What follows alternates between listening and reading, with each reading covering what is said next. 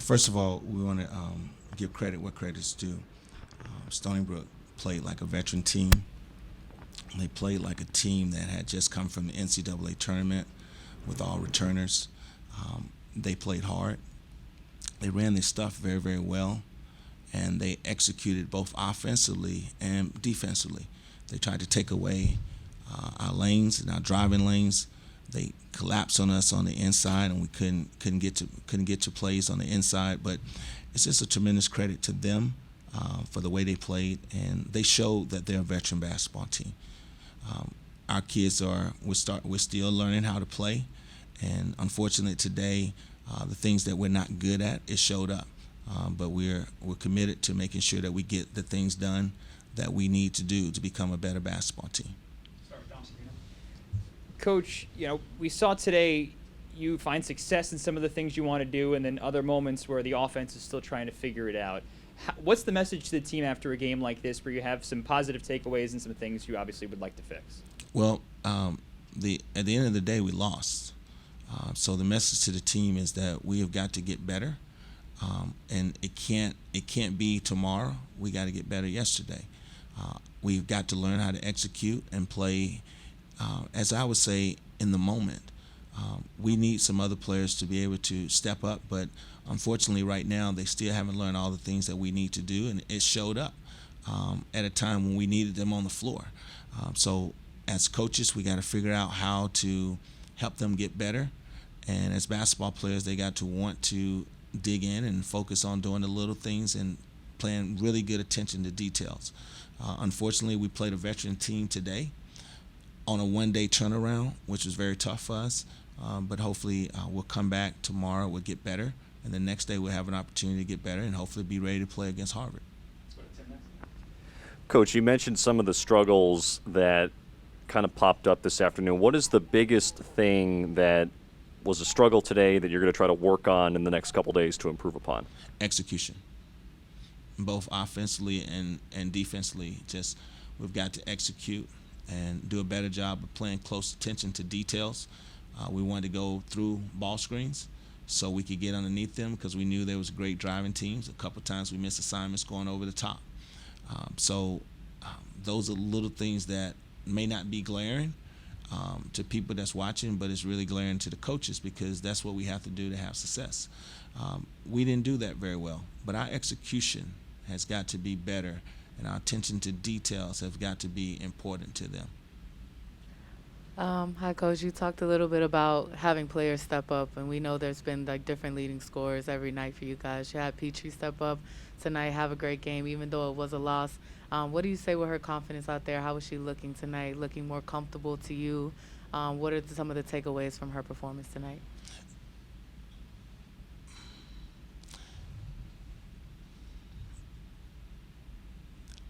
I don't really think we need any one person to step up.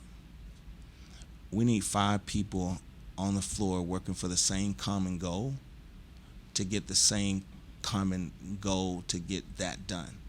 And right now, we don't have 5 players working together to do that. Now, Laisha found her way to score tonight, but 2 games ago, Stephanie scored. Last game before that, Victoria scored. That's our problem. Our problem is trying to find one, and what we need to find is a team. And once we can find a team that want to work together for the same common goal, then we got a chance to be successful. When you play the way you live, that's one thing coaches always talked about. If you don't pay close attention to details in your everyday life, you're not going to pay close attention to details when you're on the basketball court. So what we have to do is be able to settle and be able to understand this is my strength, this is my weakness. I'm going to play within my strength no matter what the situation what happens. Then we'll become a team. But what we haven't done is become a team yet because everybody want to play to their strength and not play to the team strength.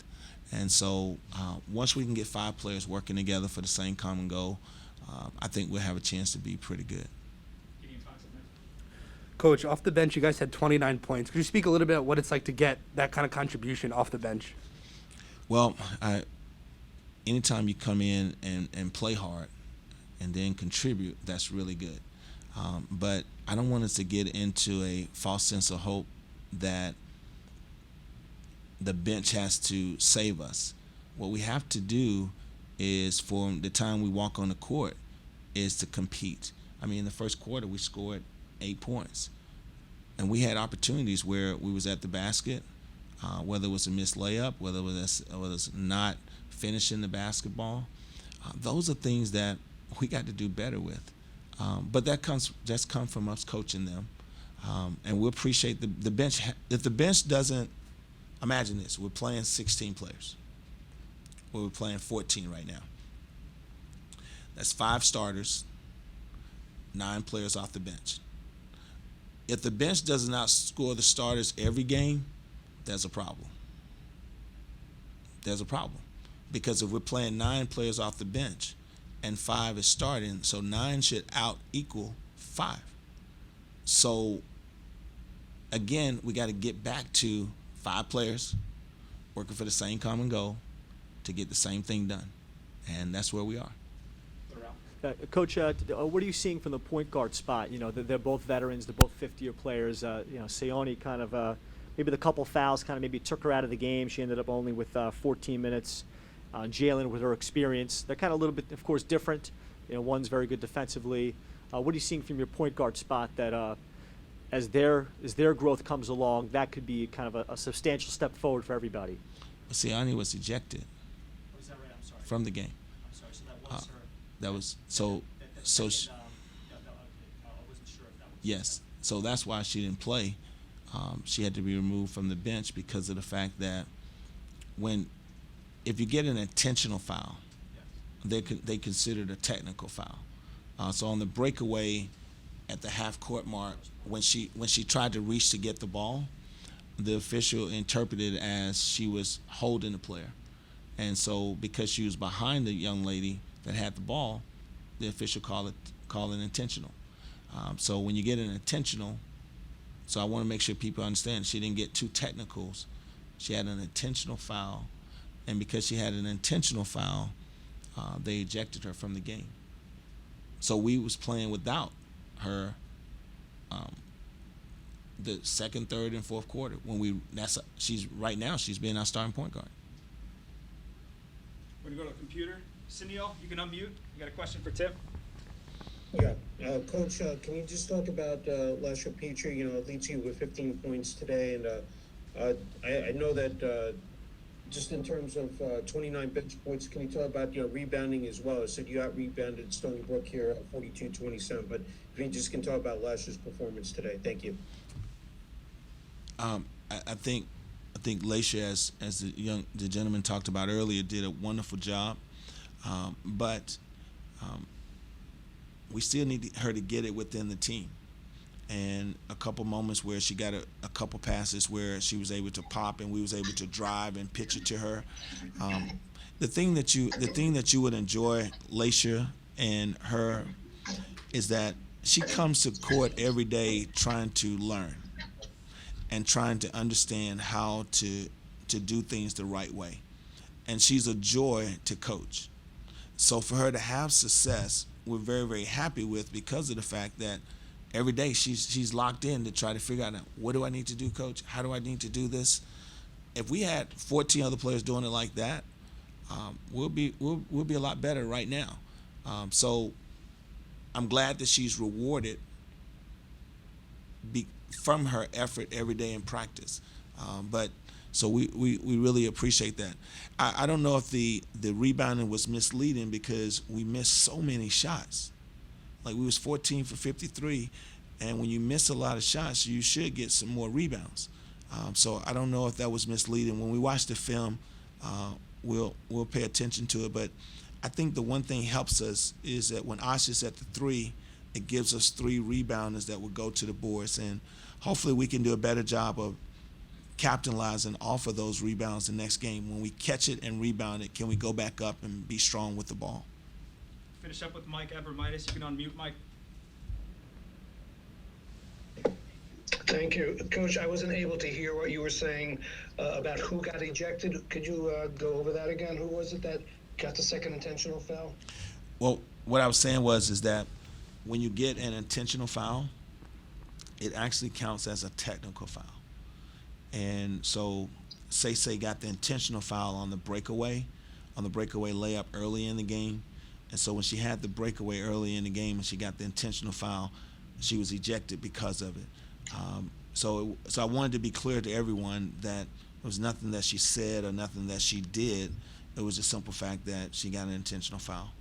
Who was that again? I couldn't hear the name. Say Lastinger, Okay, thank you. our point guard. Thank you. Yeah.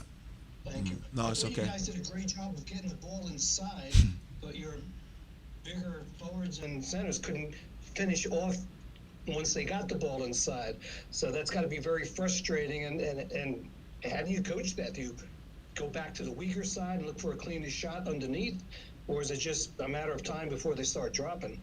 Well, as coaches, we gotta spend time throwing it inside in practice and finishing against competition. So that's something that we haven't done a lot of. I mean, I think we've had maybe 1 or 2 days where we really worked on 1-on-1 in the post and 2-on-2 in the post. So we got to continue to coach better to help them understand where they're catching the ball, when they have the basketball, where's the defense, chin in check. That's on us as coaches. They got open. Now we just got to help them learn how to finish it.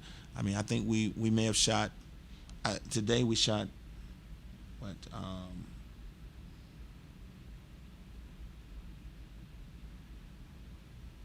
26 from the 26%, and I guarantee you that wasn't 3-point shots. We shot 20-some% in the lane, and so we talked to the kids after the game about when we get the ball on the block, we got to finish and capitalize. But as coaches, and at myself, we're going to do a better job of helping them finish inside. Thank you, Tim. Thank Thank you. you, everyone, for being here. Appreciate it. Thank you.